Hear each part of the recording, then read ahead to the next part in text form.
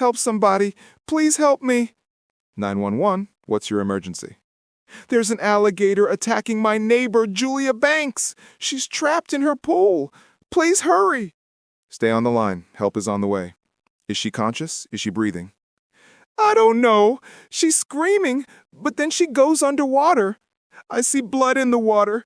Please send someone fast.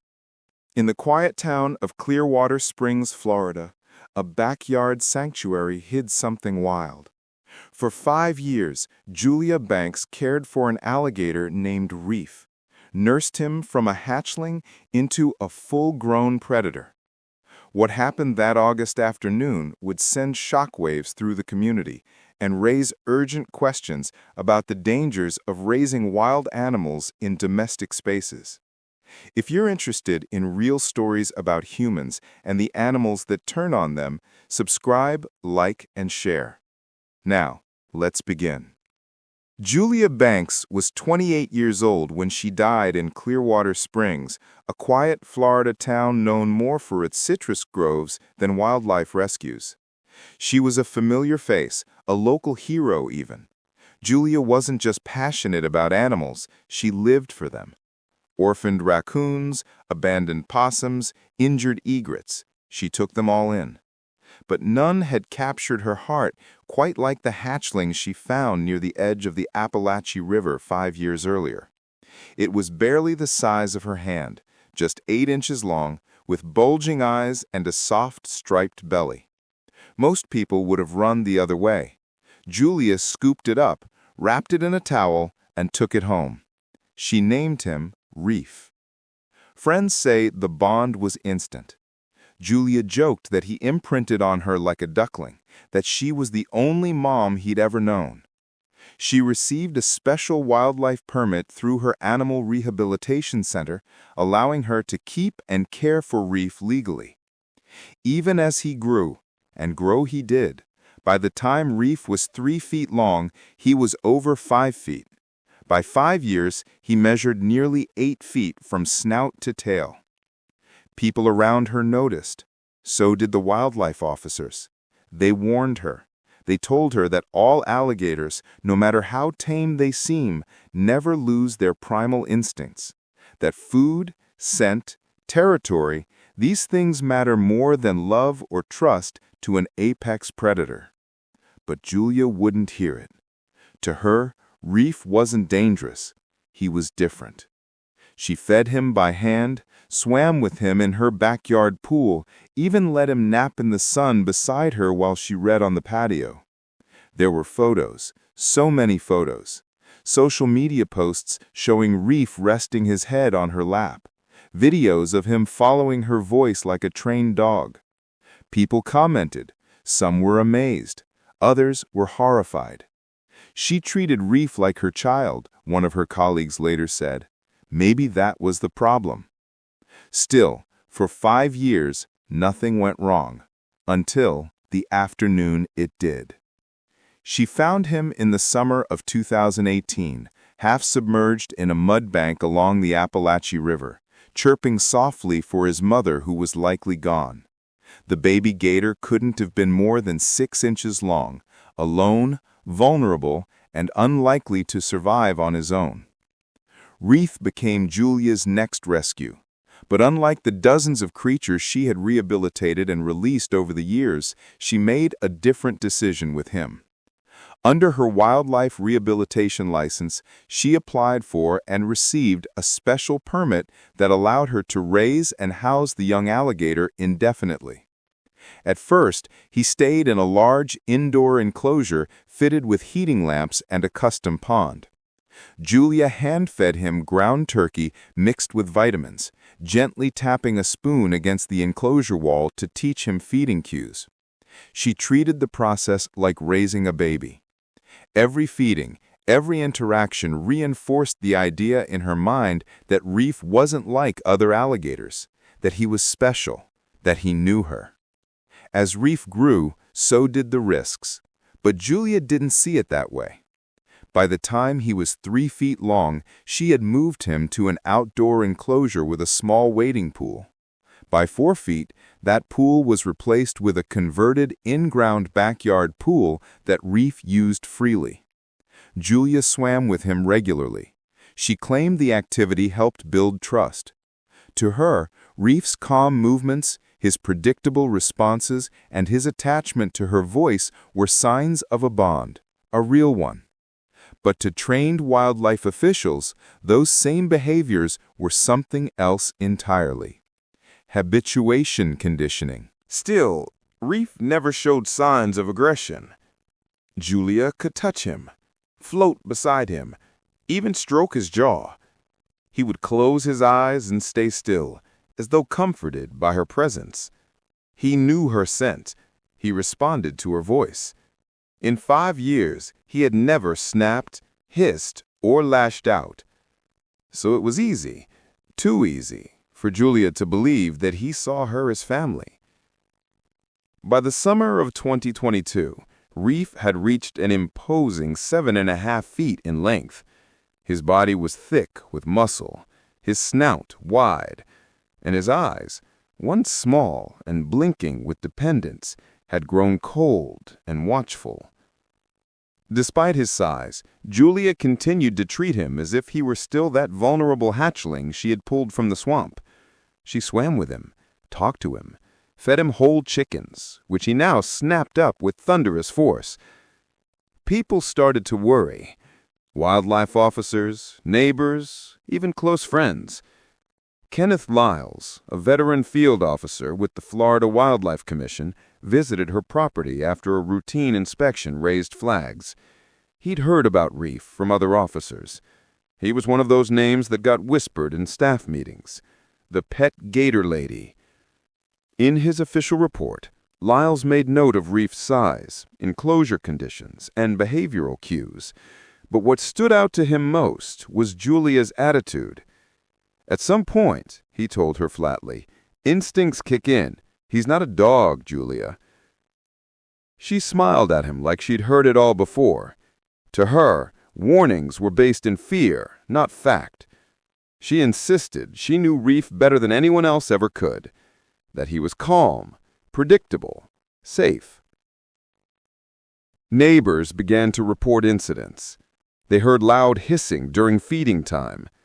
One man saw Reef rear up and slam his tail against the fence when Julia approached with a bucket. A teenage girl walking her dog past the property claimed she saw Reef lunge toward the chain-link enclosure, jaws wide. Still, Julia refused to acknowledge the change. Online, she posted a video clip of Reef resting in the sun beside the pool while she sat cross-legged just a few feet away. In the video, she laughed softly and said, "He's misunderstood. People just don't get him.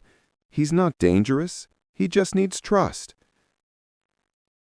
The comment section told a different story.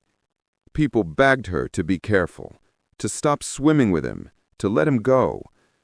Some told her she was risking her life. Others called it a ticking bomb.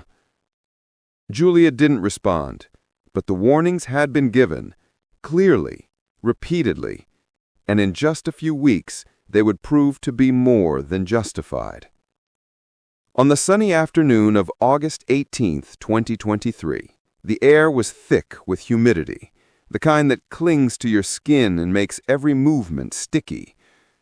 Julia Banks stepped out into her backyard carrying a pool skimmer and bucket.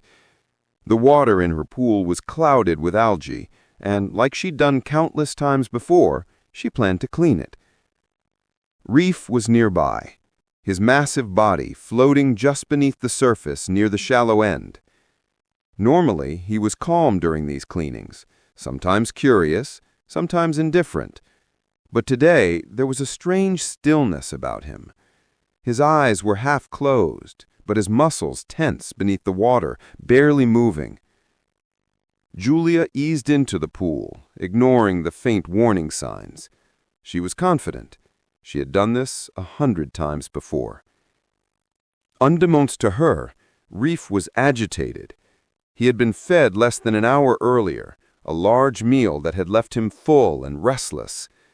His natural hunting instincts were stirring beneath that calm exterior.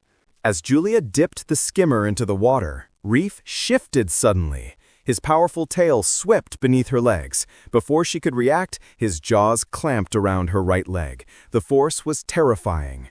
Instinctively, Reef began what wildlife experts call a death roll, a violent spinning maneuver designed to incapacitate prey. Julia's screams filled the backyard, desperate and raw. She fought to break free, but Reef's grip was unrelenting. Panic overtook the quiet afternoon as neighbors heard the commotion and dialed 911. Clara Monroe, Julia's next-door neighbor, was tending to her garden when the sound cut through the afternoon calm. She peered over the fence and saw the nightmare unfolding. Reef was thrashing violently in the pool, Julia struggling as he pulled her underwater again and again. "There's blood in the pool," Clara said urgently into her phone, voice trembling. "She's not moving. Please hurry." Inside the pool, Reef dragged Julia toward the deep end, his jaws locked tight around her leg. The water darkened with streaks of blood as the struggle continued. Julia's movements slowed, the fight draining from her body. Within 8 minutes, emergency vehicles arrived. Wildlife officers wielded long poles, attempting to push Reef away. Paramedics pulled Julia from the water, her body limp, pale, covered in cuts and bruises. The damage to her right leg was severe. Deep lacerations and crush injuries marked by unmistakable bite patterns. Despite frantic efforts to stabilize her, Julia remained unconscious. She was rushed to the hospital, where trauma surgeons fought to save her life, but the injuries were overwhelming. Hours later, Julia Banks was pronounced dead. Following state wildlife protocols, Reef was captured using tranquilizer darts and euthanized shortly after. The once tamed reptile was put down, closing a heartbreaking chapter on a relationship that had gone tragically wrong. The news of Julia's death spread quickly through Clearwater Springs and beyond. Candlelight vigils were held in her memory. Mourners gathered clutching photos of Julia with Reef when he was just a hatchling. "She loved him, yes," said Sarah Middleton, a fellow rescuer, voice trembling. "But somewhere along the way she forgot what he really was, a wild animal." The tragedy reignited fierce debate over Florida's exotic animal laws. Experts weighed in across national news programs. "Domestication is a myth," stated Dr. Marcus Lanning, a leading herpetologist. "You can't train nature out of an alligator's DNA. These creatures are built for survival, and when they reach adulthood, they revert to their natural behaviors, often with deadly consequences." Animal behaviorist Dr. Leah Torres offered crucial insight. Alligators are territorial animals by nature. When Reef reached full size, his instincts to defend his space intensified. Julia, no matter how familiar she seemed to him, became a perceived threat in his territory. Dr. Torres stressed the timing. Alligators exhibit increased aggression shortly after eating. Julia entered the pool after Reef had been fed recently, a dangerous moment when territorial instincts and irritability are heightened. She concluded with a stark warning. Humans tend to anthropomorphize these animals, seeing affection where wildness still rules. Emotional bonds do not change that fundamental truth. Julia Banks dedicated her life to saving wildlife, but in trying to tame nature, she lost her life to it. Her memorial, surrounded by flickering candles and photographs capturing moments of compassion and connection, stands as a solemn reminder of the fragile line between human and wild. If you're moved by Julia's story, share this video and help spread awareness about the dangers of exotic pet ownership. Subscribe now to our channel for more true stories from the wild, and don't miss our next video where we dive deep into the risks behind keeping dangerous animals as pets. Thank you for watching. Stay safe and respect the wild.